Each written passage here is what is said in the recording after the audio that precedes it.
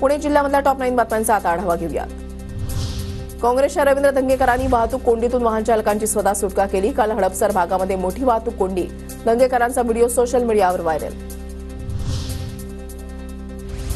पुण्याच्या बोरमधील विसगावच्या विविध पक्षातील कार्यकर्त्यांचा अजित पवार गटामध्ये प्रवेश, आमदार शंकर मांडेकरांच्या उपस्थितीमध्ये कार्यकर्त्यांचा प्रवेश।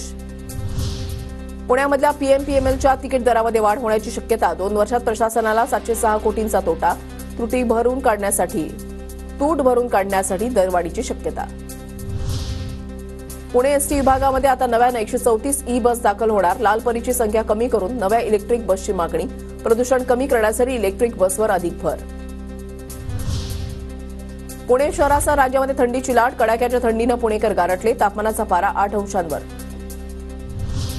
पुण्यामध्ये घाऊक बाजारामध्ये कांदा टोमॅटोच्या दरामध्ये घट, मोठ्या प्रमाणात आवक वाढल्यानं दर 10 ते 15% घसरले, शेवग्याच्या दरातही घट।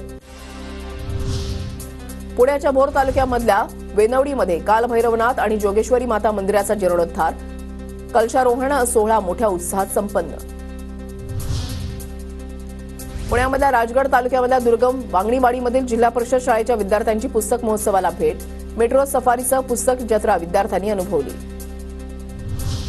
पुणे जिल्ह्यामधल्या विविध भागातील नदीपात्रामधून वाळू तस्करी, वाळूचा बेकायदा उपसा आणि तस्करी रोखण्यासाठी जिल्हा प्रशासनाची धडक मोहीम, नदी नाल्यांवर वॉच ठेवण्यासाठी ड्रोनचा वापर।